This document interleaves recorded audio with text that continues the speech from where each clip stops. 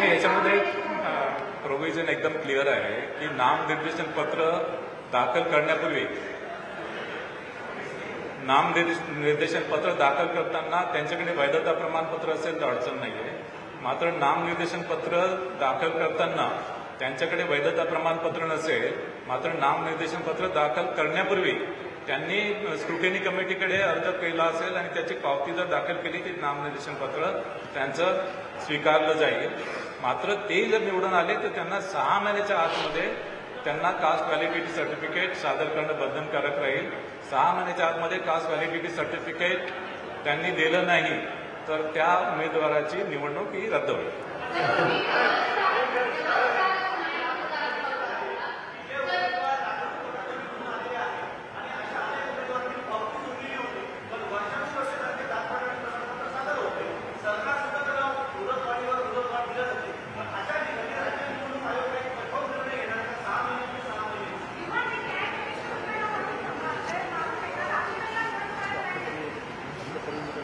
नाही, आता actually basically नामनिर्देशनाची जी प्रक्रिया आहे ती आमच्या पदवीमध्ये आहे.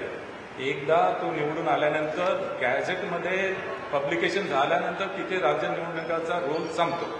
त्याच्यानंतर रोल तो राज्य शासनाचा.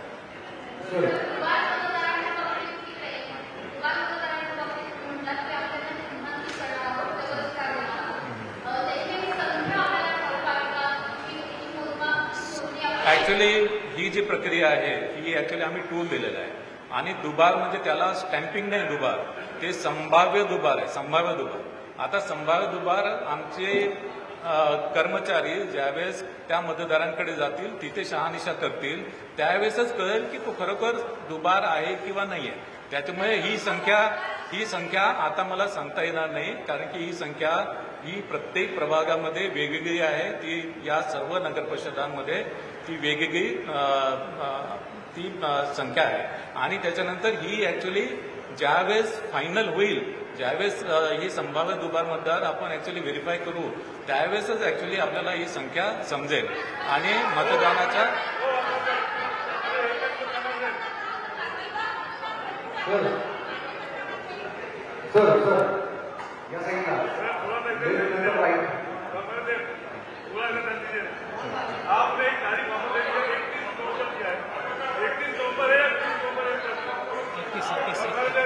माघारीची तारीख नाही, माघारी घेण्याची तारीख आहे हे बघा. अपील जिथे अपील नहीं है, आप हिंदी में बोलो. जहाँ पे अपील नहीं है, जहाँ पे अपील नहीं है, यहाँ पे नाम निर्देशन पत्र वापस लेने की लास्ट डेट है 21 नवंबर. 21 नवंबर. जहाँ पे अपील है वहाँ पे नॉमिनेशन वापस लेने की मुदत है 25 नवंबर.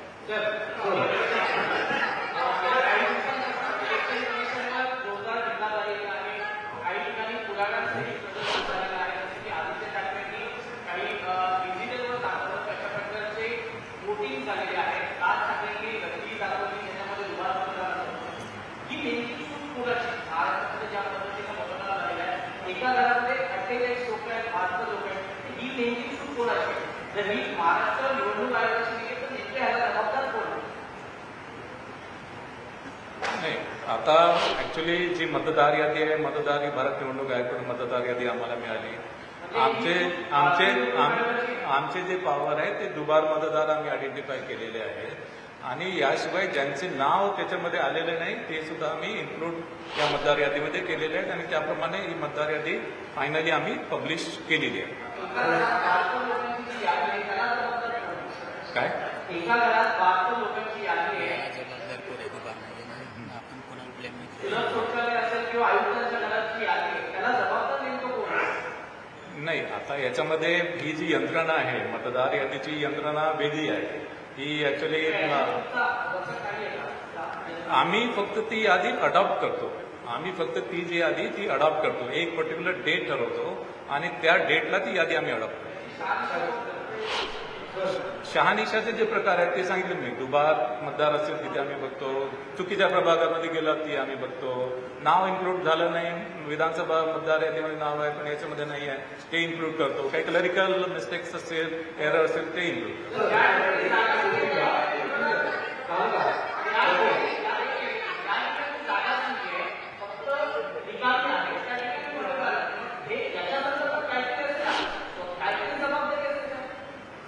जबाबदारी कोणाची? जबाबदारी जी आहे त्याच्यामध्ये प्रत्येक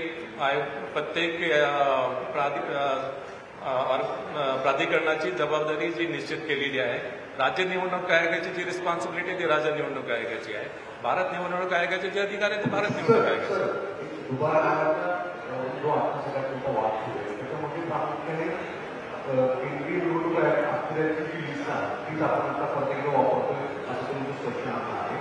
मुळात यातल्या दुबार नावांच्या संदर्भात तुम्ही जे सांगता की काही डबल असतात त्यांची नावं सामान्य असेल, फक्त सामान्य असेल, त्यांच्या संदर्भात काय असेल तर अशांची साधारणतः संख्या तुमच्याकडे आली आहे का, किती आहे? नाही, ती मी ऍक्च्युअली संख्या सध्या मी सांगू शकणार नाही, कारण की आता ही जी प्रक्रिया आहे ती प्रक्रिया प्रत्येक जे रिटर्निंग ऑफिसर आहे त्यांच्या स्तरावर सुरू आहे आणि त्यामध्ये ऍक्च्युली फिजिकल व्हेरिफिकेशन आणि मतदानाच्या 2 दिवस आधीपर्यंत ही प्रक्रिया सुरू राहील. मतदानाच्या 2 दिवस आधी एक्झॅक्टली आपल्याला दुबार मतदार किती आहेत एक्झॅक्टली, कारण की आता जे सॉफ्टवेअरने आयडेंटिफाय केलं ते संभाव्य दुबार आहे, ते ऍक्च्युअल दुबार नाही, ते संभाव्य दुबार आहे.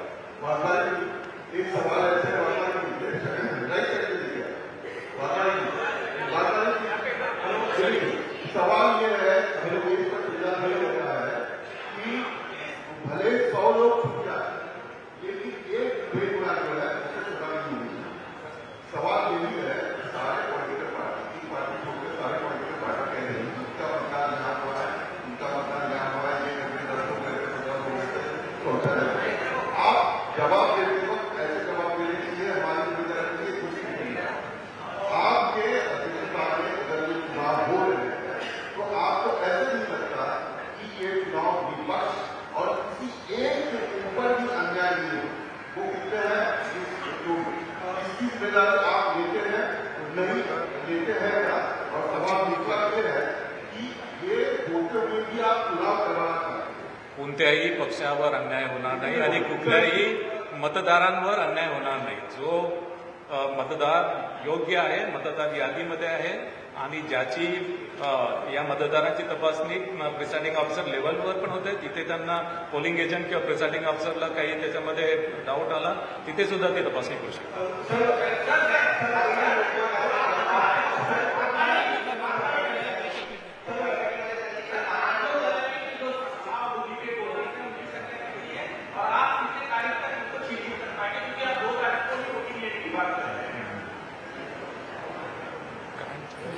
दुबार मतदारांची संख्या किती तारखेपर्यंत निश्चित करता येईल? नाही, मतदानाच्या 2 दिवस आधी एक्झॅक्टली जे फिगर्स आहेत ते अभी मेरे पास अप्रॉक्सिमेट फिगर नहीं है.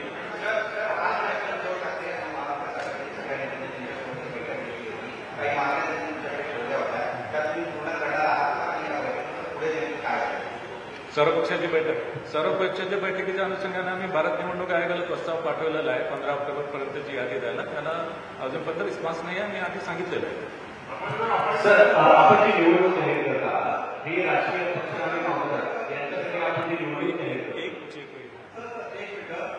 आपण जे उत्तर देत आहे सरकारच्या बाबतीत उत्तर देत आहे लोकशाही वाचवण्यासाठी बॅलेट पेपरवर वोटिंग का होत नाही आणि जी मतदानाची यादी आहे तर जेवढे तुम्हालाही माहिती आहे जे वोटिंगची जी लिस्ट आहे तर जे लोकांच्या नावाची गोंधळ आहे तो कॉम्प्युटर होत नाही. आधार कार्डची वोटिंग कार्ड होत नाही पण मतदान काय करताय?